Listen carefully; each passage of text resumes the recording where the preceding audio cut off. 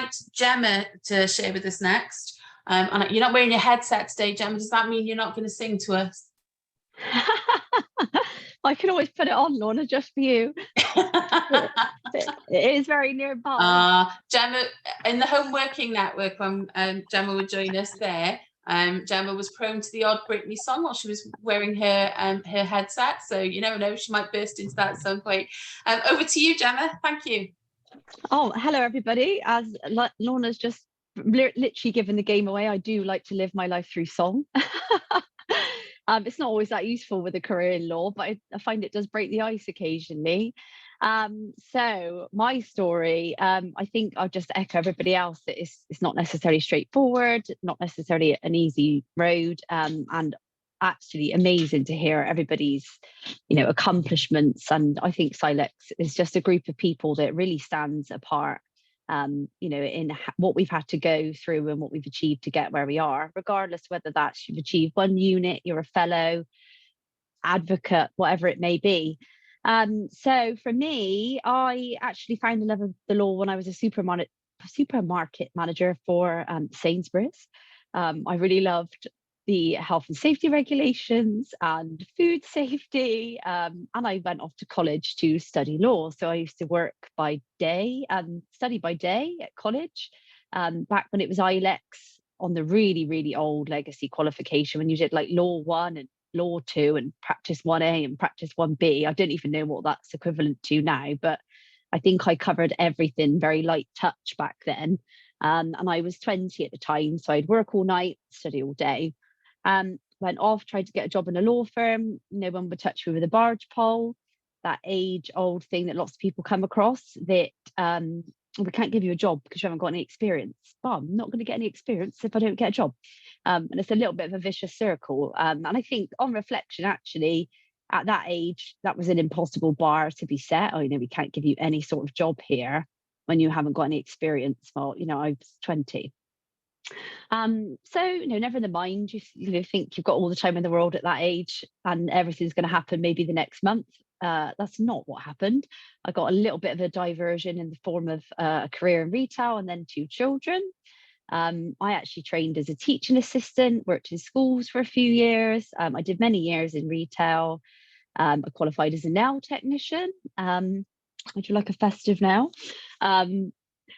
So I've done a bit of everything. And then eventually when my daughters were both at school, because I was a single mum for a very long time as well, I should say, from when my second daughter was born, and she's now 10. So I think I spent six years on my own with 2 children, which, a school job, school hours or working for myself was what fitted at the time. And I probably couldn't have given any more to a career. So I eventually came back to it, went back to college and did some units at college and did a unit with Brightlink, and finally achieved my level 6. And I graduated in 2021 at last. And I think that was a grand total of something like, so I was 35 then, 15 years from start to finish.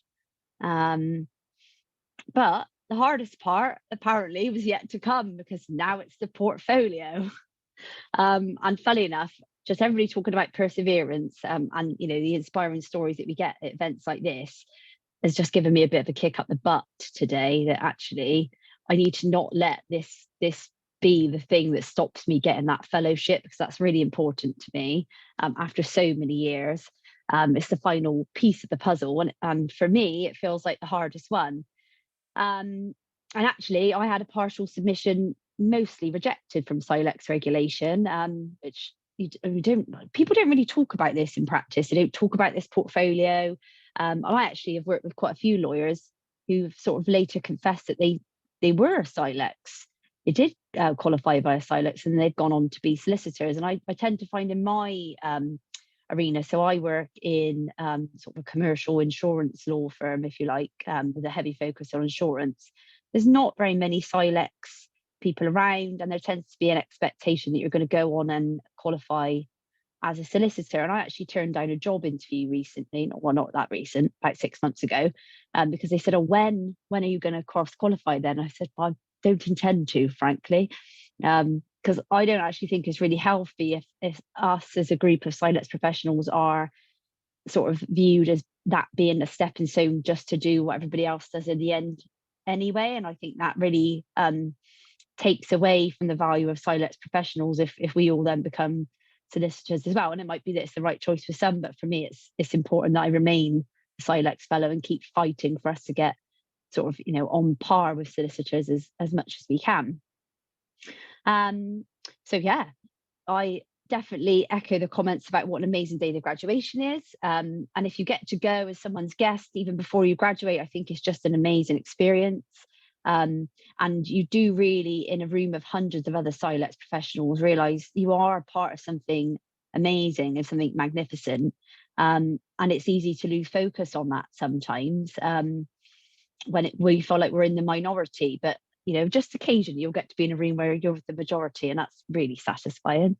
Very, very, very satisfied indeed.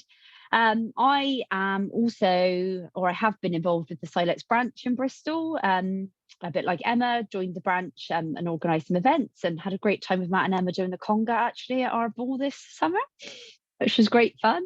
And those little moments are really outstanding. And Lorna actually mentioned her home working network that she ran during COVID. And I'll try not to cry when I say this, but I think I probably would have had maybe needed to be medicated if it weren't for the support I got from that network. And it wasn't all Silex students, but it was a group of, you know, very like-minded people, just open conversation.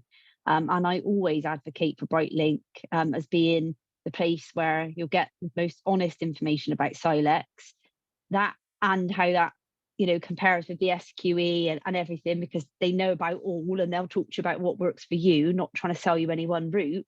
But also that the support is, you know, by far the best because they really understand their learners and they work with you. So, you know, if you're working with Lorna and the team at Brightlink, then you too will graduate and get your fellowship or be a Silex lawyer if you're a CPQ, and welcome to the club.